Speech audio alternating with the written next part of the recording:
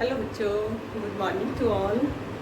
हाँ जी बच्चे, आप सब कैसे हो? आशा करती हूँ कि आप सब घर पे सेफ होंगे, सुरक्षित होंगे, खुश होंगे। हाँ जी बेटा, हमने पिछली वीडियो के अंदर समास के बारे में पढ़ा कि समास क्या होता है। समास की मैंने परिभाषा बताई थी, साथ में उसके भेद के बारे में भी बताया था। तो सबसे पहले हम समास की परिभाषा करेंगे और आपके चैप्टर के जो मेन पॉइंट्स हैं वो करेंगे। देन उसके बाद हम इसका बुक वर्क करेंगे। तो सबसे पहले मैं समास की परिभाषा बताऊंगी। समास का अर्थ होता है संक्षेप करना, संक्षिप्त करने की विधि। किसी भी बात को बढ़ा चढ़ाकर नहीं, बहुत लंबा करके नहीं कहना, उसको छोटा करके कहना। तो जैसे घोड़े पर सवार होने वाला घुड़सवार, इस तरीके से उसको संक्षिप्त बना दिया, ये समास का काम है। तो इसकी हम परिभाषा करेंगे कि परस्पर संबंध रखने वाले दो या दो से अधिक शब्दों के मेल को समास कहते हैं। परस्पर संबंध रखने वाले दो या दो से अधिक शब्दों के मेल से नया शब्द बनता है। नया शब्द बनाने की विधि को या प्रक्रिया को हम समास कहते हैं। और समास के मैंने बताया था आपको, एक समास विग्रह होता है, एक समस्त पद होता है, एक समास विग्रह होता है। समस्त पद क्या होता है कि उसको इकट्ठा करना। जैसे घोड़े पर जो सवार है, जो घुड़सवार, और जो उसको हम क्या बोलते हैं कि समास विग्रह है। तो इसका मैं समास विग्रह कैसे करूंगी? घोड़े पर सवार है जो। तो समास के भेद के बारे में अब बात करते हैं। समास के 6 भेद होते हैं। सबसे पहले है अव्ययी भाव समास, दूसरा है तत्पुरुष समास, तीसरा है द्वंद्व समास, चौथा है द्विगु समास, पांचवा है कर्मधारय समास और छठा है बहुव्रीहि समास।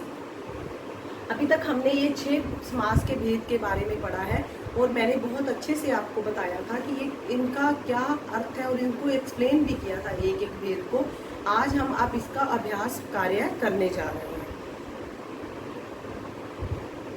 सबसे पहले मैं बात करूंगी कि उचित सामसिक अभ्यास कार्य के अंदर जो आपका पहला टॉपिक है वो है उचित सामसिक चिन्ह पर टिक का निशान लगाइए। MCQs है कि इसमें सबसे सही ऑप्शन हो तो उस पर टिक करें। तो सबसे पहला है राम लक्ष्मण में समास है।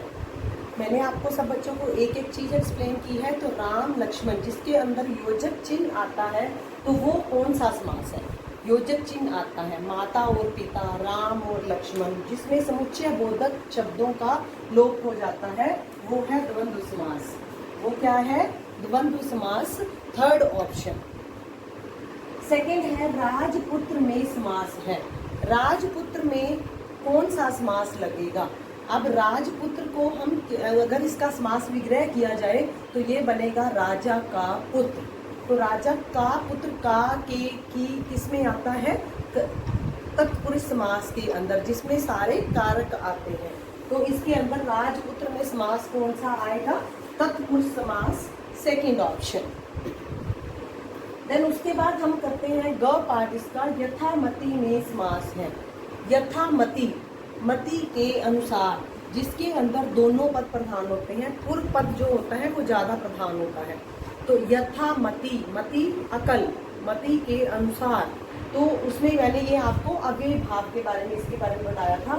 तो यथामति में समास है अव्ययी भाव, फोर्थ ऑप्शन।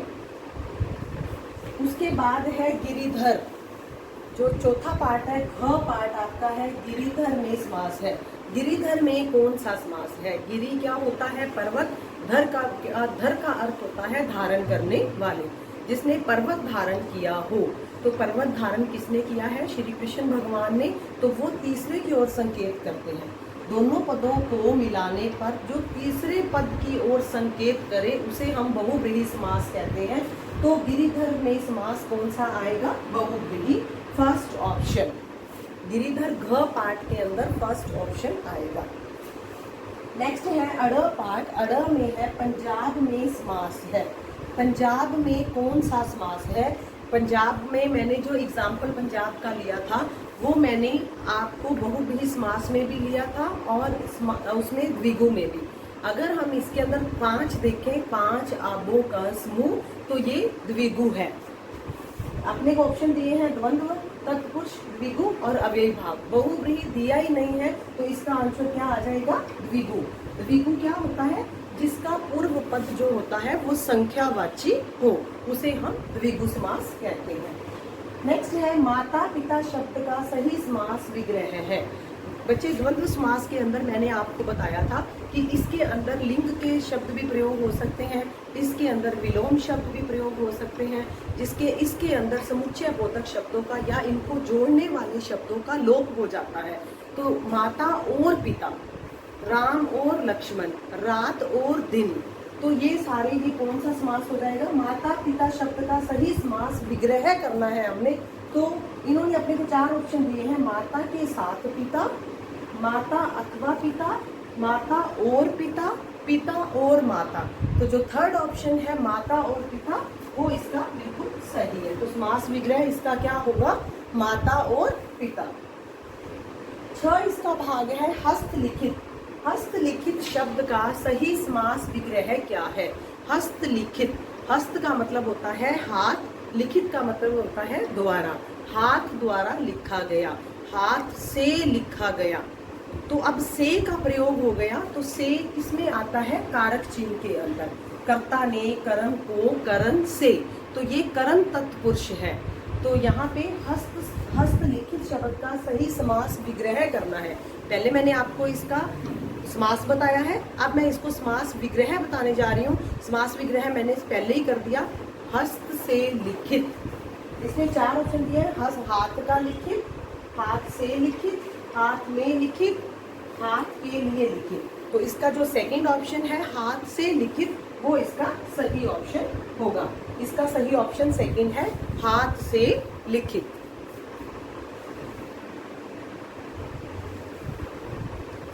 हाँ जी बच्चे, अब बात करते हैं नेक्स्ट ज पार्ट की। दशानन शब्द का सही समास विग्रह है। दशानन शब्द, दशानन शब्द कर्मधारय, दशानन शब्द बहुव्रीहि समास के अंदर और द्विगु समास के अंदर, दोनों के अंदर यूज हो सकता है। कैसे? जैसे कि 10 है आनंद जिसके, 10 है आनंद जिसके, कहने का अर्थ 10 सिर होते हैं जिसके। अब 10 को अगर देखा जाए तो वो संख्यावाची है, तो उसको हम द्विगु में ले सकते हैं। और अगर 10 है आनंद जिसके, तो वो तीसरा कौन है? रावण, जिसके 10 सिर हैं। तो रावण को अगर ले रहे तो फिर हम वहाँ पे बहुव्रीहि समास ले सकते हैं। तो यहाँ पे इसने हमसे पूछा है कि दशानन शब्द का सही समास विग्रह है, हमने इसको अलग अलग करना है। तो अलग अलग करने में इन्होंने हमें 4 ऑप्शन दिए हैं। 10 मुख वाले, 10 है मुख जिसमें, 10 मुख है। फोर्थ ऑप्शन है 10 है आनंद जिसके। अब मुख की बात नहीं हो रही है, दशानन, आनंद क्या होता है? सिर, आनंद क्या होता है? सिर। तो यहाँ पे 10 है आनंद जिसके, ये फोर्थ ऑप्शन सही है, 10 है आनंद जिसके। नेक्स्ट है महादेव का सही समास विग्रह है। महादेव, महादेव किसमें आता है? महान है जो देव, जिसमें जो जिसके आ जाए, के समान आ जाए, तो वो क्या है? कर्मधारय है।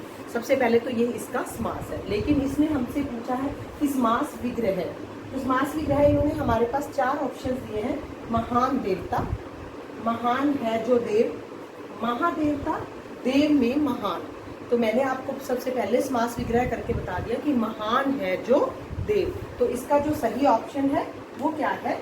सेकंड है, महान है जो देव। तीसरा है समास कहते हैं। समास किसे कहते हैं?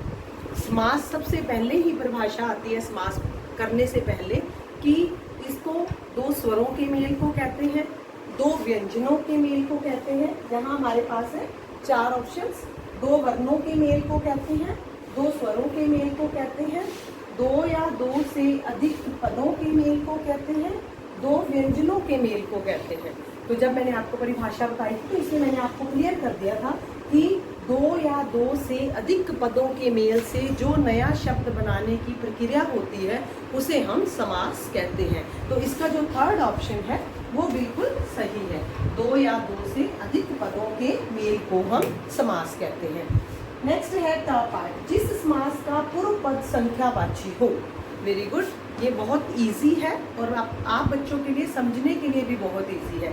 जिसका पूर्व पद, पहला पद जिसका संख्यावाची हो, त्रिवेणी, पंचवटी, दशानन, त्रिभुज, चतुर्भुज, जिसकी 4 भुजाएं हो, 4 भुजाओं वाला, तो संख्या आ गई, तो उसको हम किसमें कन्वर्ट करेंगे, ये द्विगु के अंदर। वो कौन सा समास होता है जो संख्यावाची पहला पद हो, द्विगु।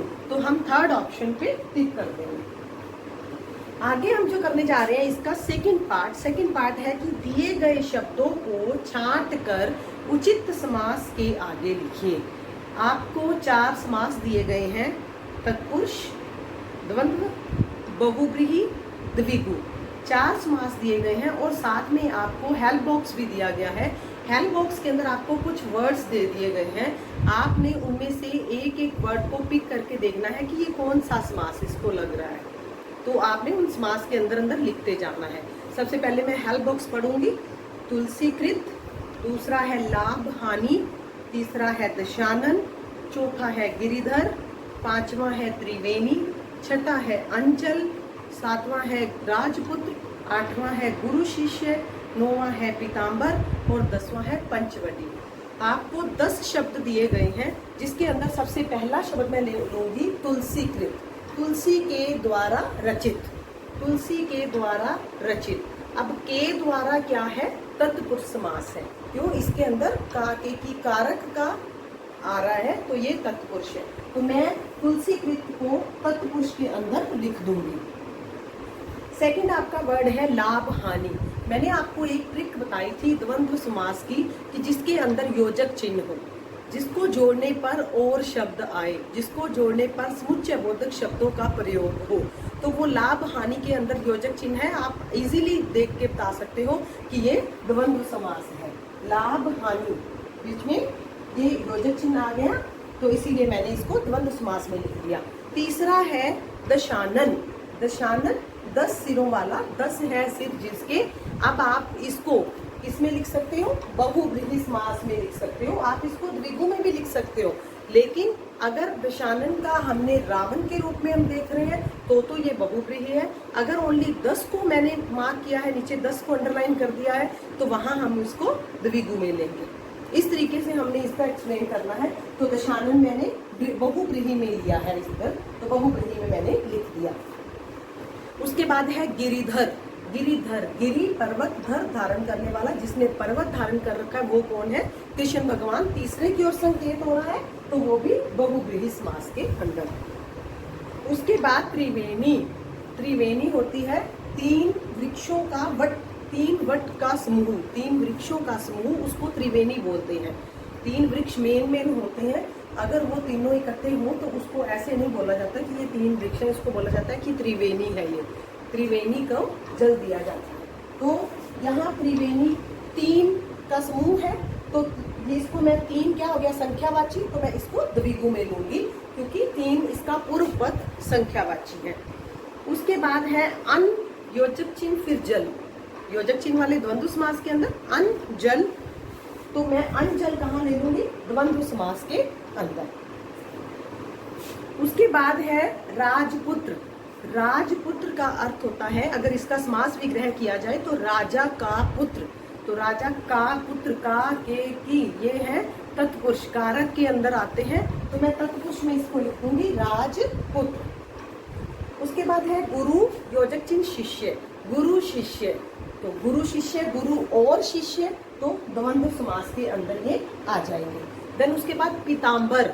पीताम्बर पीले अंबर वाला, जो पीले कपड़े पहनता है, पीले अंबर वाला श्री कृष्ण भगवान, तो उसको मैं बहुव्रीहि समास के अंदर लूंगी, पीताम्बर मैंने यहाँ लिख दिया है। पंचवटी, 5 वटों का समूह, 5 वृक्षों का समूह, पंचवटी, तो ये 5 क्या है, संख्यावाची पूर्व पद, तो इसको मैंने द्विगु में ले लिया है, इसलिए मैंने इसको द्विगु में लिख दिया है।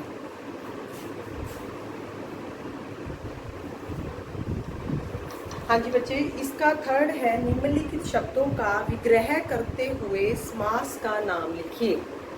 निम्नलिखित शब्दों का विग्रह करते हुए आपको शब्द दिए गए हैं, सबसे पहले आपने उनका समास विग्रह करना है। समास विग्रह करने के बाद आपने उनके समास का नाम बताना है। तो सबसे पहला शब्द है चौराहा।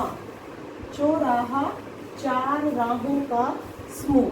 तो चार क्या है? संख्यावाची है। पहली जो इसका पूर्व पद है वो संख्यावाची है, तो इसका समास का नाम क्या हो जाएगा? द्विगु। द्विगु समास।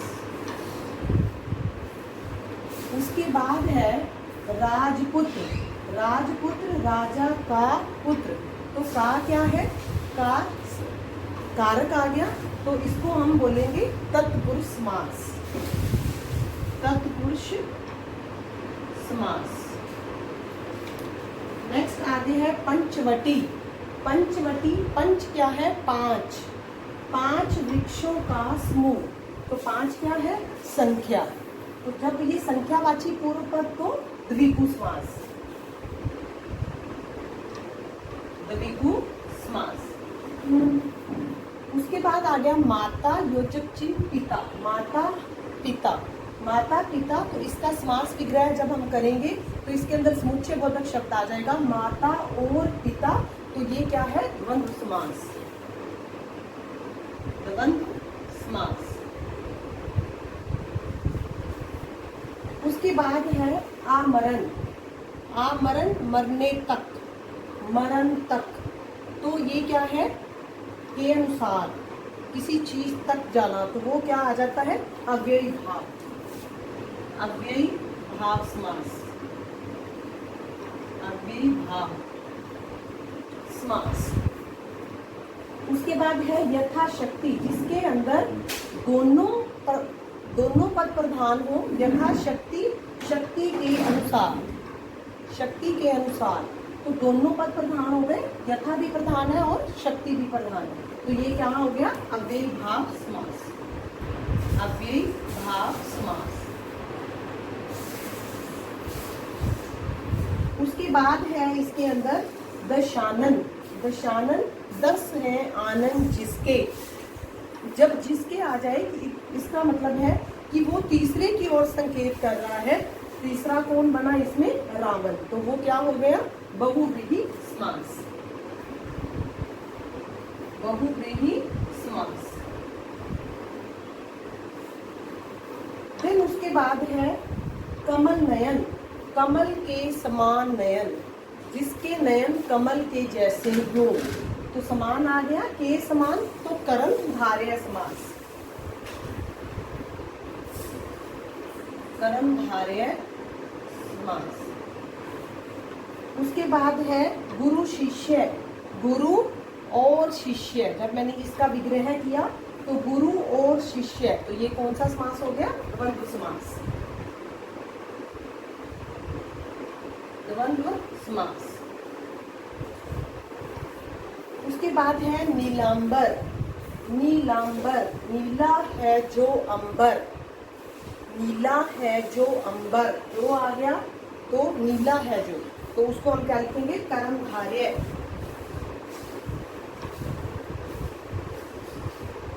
कर्मधारय समास।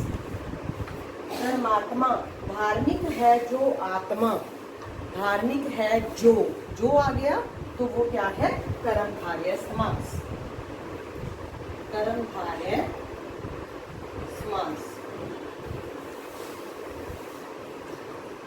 ये तो हमारा हो गया थर्ड पार्ट कि निम्नलिखित शब्दों का विग्रह करते हुए उसके समास का नाम भी लिखें, जो कि मैंने आपको एक एक करके बता दिया है, साथ में एक्सप्लेन भी कर दिया है। अब हम इसका फोर्थ पार्ट करेंगे कि रंगीन पदों को समास में बदलकर वाक्य लिखिए।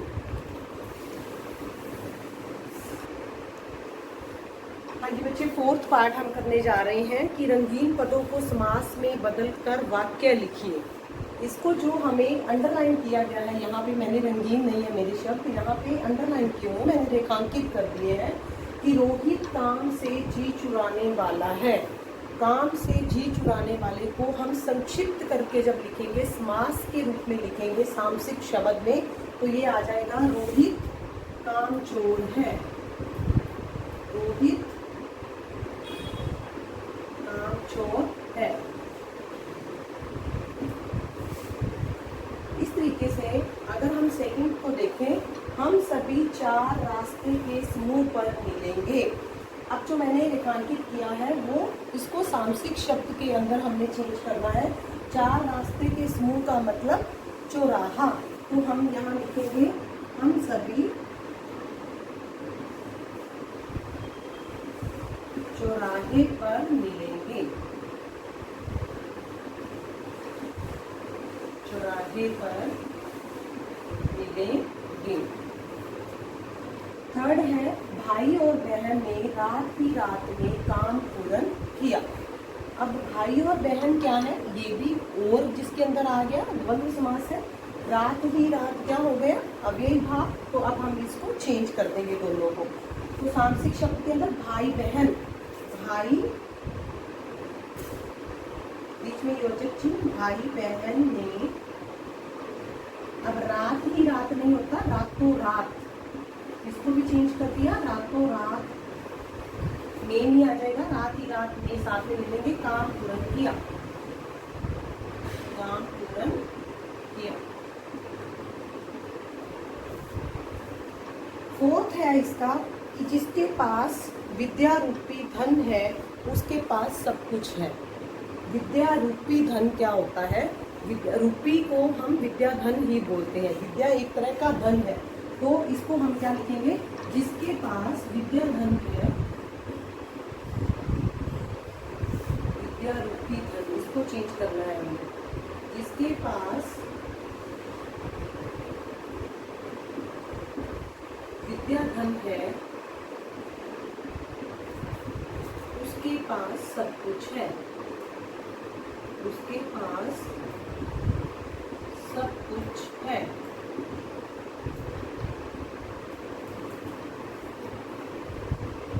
ये हो गया आपका फोर्थ पार्ट। आगे जो फिफ्थ पार्ट है वो है निम्नलिखित में से सही के सामने सही और गलत के सामने गलत का चिन्ह लगाइए, मीन्स टिक क्रॉस। सही गलत है और नेक्स्ट हमारा है खाली स्थान भरो। अब हम करेंगे कि सही के सामने सही, फिफ्थ पार्ट सही और गलत। तो मैं सबसे पहले हम करेंगे क पार्ट। द्वंद्व समास में पहला पद संख्यावाची होता है। द्वंद्व समास में पहला पद संख्यावाची नहीं होता, किसमें होता है, द्विगु के अंदर। तो हम इसका फर्स्ट क्या लिखेंगे, क्रॉस। फर्स्ट क्या लिखेंगे, क्रॉस।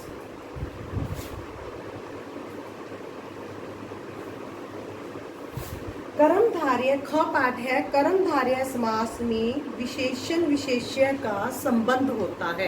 कर्मधारय समास में विशेषण विशेष्य का संबंध भी होता है, उपमान और उपमेय का आपस में भी संबंध होता है। तो हम इसका लिखेंगे टिक, सही है ये। तीसरा है अव्ययी भाव समास का पहला पद अव्यय होता है। यस, इसके अंदर पहला पद भी प्रधान होता है, अव्यय होता है, टिक।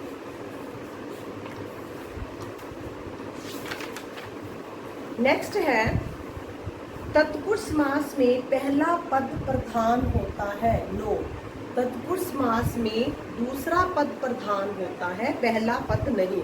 तो इसका हम क्या लिखेंगे, क्रॉस। दूसरा पद प्रधान होता है, राजपुत्र, राजा का पुत्र, तो पुत्र ही मेन हो गया, तो वो दूसरा पद है, उत्तर पद। अड़ पाठ है, समास का अर्थ संक्षिप्त होता है। इसकी ये परिभाषा ही है कि इसको संक्षिप्त करने की विधि, ठीक। घ पाठ है, तिरंगा द्वंद्व समास है। नो, तिरंगा तीन रंगों का समाहार। तीन क्या है, संख्यावाची, तो वो द्विगु हुआ, द्वंद्व नहीं, तो क्रॉस। जो 6 पार्ट हो जाएगा वो क्रॉस आएगा। उसके बाद है दुख सुख द्वंद्व समास है। दुख योजक चिन्ह, सुख, तो दुख और सुख या दुख सुख द्वंद्व समास है, ठीक। उसके बाद है ज पाठ, यथाशक्ति द्विगु समास नहीं है। यथाशक्ति, शक्ति के अनुसार, ये अव्ययी भाव समास है, ये द्विगु नहीं है, इसीलिए टिक। उसने भी नहीं बोलना है तो टिक। उसके बाद है झ पाठ, त्रिलोचन बहुव्रीहि समास है। त्रिलोचन। अब आप 3 नयनों वाला, अगर त्रिलोचन है नयन जिसके, लोचन क्या होता है? नयन, 3 आंखों वाला, तो कौन है? वो भगवान शिव। तो तीसरा हम लेंगे, वो कहता है बहुव्रीहि समास है, टिक। अब हम आगे करेंगे रिक्त स्थान भरो, रिक्त स्थानों की पूर्ति कीजिए। तो इसके अंदर सबसे पहला है कि परस्पर संबंध रखने वाले 2 या 2 से अधिक शब्दों के मेल को डैश कहते हैं।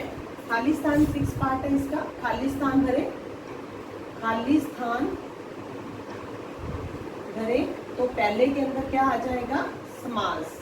पहले समास की परिभाषा ही दी हुई है, 2 या 2 से अधिक पदों के मेल को, शब्दों के मेल को समास कहते हैं। दूसरा है कि ख पाठ, बहुव्रीहि समास में डैश पद प्रधान होता है। बहुव्रीहि समास के अंदर दोनों पदों को मिलाकर वो तीसरे पद की ओर जो संकेत करे, तो कौन सा पद प्रधान हुआ इसमें? तीसरा, यानी कि अन्य पद। तीसरा या अन्य भी लिख सकते हो। अन्य पद प्रधान होता है, पहला और दूसरा नहीं होता, पूर्व पद और उत्तर पद नहीं होते, उनको छोड़ के तीसरा होता है, कोई अन्य होता है। समास के डैश भेद हैं, समास के 6 भेद हैं, समास के 6 भेद हैं। उसके बाद है जिस समास का पहला पद संख्यावाची हो, जिस समास का पहला पद संख्यावाची हो उसे द्विगु कहते हैं, द्विगु समास, उसे द्विगु समास कहते हैं। उसके बाद है अड़ पाठ, जिस समास में विग्रह करने पर और शब्द का प्रयोग किया जाता है, और शब्द का, जब समास विग्रह किया जाता है तो उसके अंदर और शब्द यूज हो तो वो द्वंद्व समास है, क्योंकि समुच्चय बोधक शब्द है। तो वो क्या होता है? कौन सा समास होता है? द्वंद्व समास, द्वंद्व समास। हाँ जी बच्चे, हमारा ये आज का जो समास का कार्य, अभ्यास कार्य है वो पूरा हो गया है। मैंने एक एक चीज आपको बोर्ड पे लिखवा के बता दी है कि इसका आंसर ये आएगा, इसका आंसर ये आएगा। आप सब बच्चे पेंसिल से इस बुकवर्क को करने की कोशिश करना, चाहे मेरी वीडियो देखते देखते करते रहना, ताकि आप थोड़ा सा अच्छे से इसको कर सके, गलत नहीं करें। लेकिन फिर भी मैं इसकी एक बुकवर्क की PDF सेंड करूंगी आपको, आप उसके साथ अपने आंसर्स को टैली कर लेना और देख लेना कि आपका आंसर सही है या नहीं, और अपना काम टाइम पे कंप्लीट करके रखना, क्योंकि मैं आपके जो बुकवर्क है, चाहे आपकी नोटबुक का है, तो इसके भी मैं मार्क्स लगाऊंगी किन किन बच्चों की कंप्लीट है, तो इसकी असेसमेंट भी लगेगी। इसीलिए चाहे क्विज असाइनमेंट जा रहा है, चाहे आपकी नोटबुक का कार्य है, चाहे आपका कोई मॉक टेस्ट है, तो इसकी सबका असेसमेंट लगेगा, जो कि आपका इंटरनल असेसमेंट होगा। तो ये सारा कार्य आपको घर पर बैठे बैठे करते रहना है, तो प्लीज़ इसको काम को करते रहना, साथ साथ चलते रहना, ताकि आप पे इसका बर्डन नहीं बने। धन्यवाद।